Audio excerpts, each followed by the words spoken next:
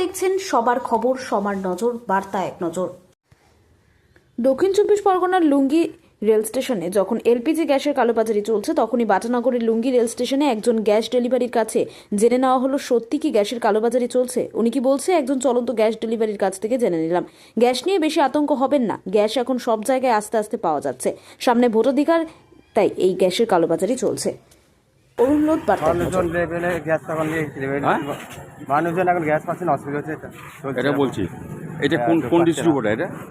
এটা আমাদের বাটাবড় ইন্ডিয়ান সত্যি কি গ্যাসের সংকট? গ্যাস এখন পাওয়া যাচ্ছে আমাদের এখন আছে, এখন লেভেল আছে আমাদের ডিস্ট্রিবিউটার। এখন অ্যাভেলেবল হয়েছে, মানুষ আতঙ্কের করছে, আতঙ্ক মানুষের মধ্যে করছে, এখন গ্যাস এখন চলছে, অ্যাভেলেবেল আছে, অ্যাভেলেবল আছে। ঠিক আছে।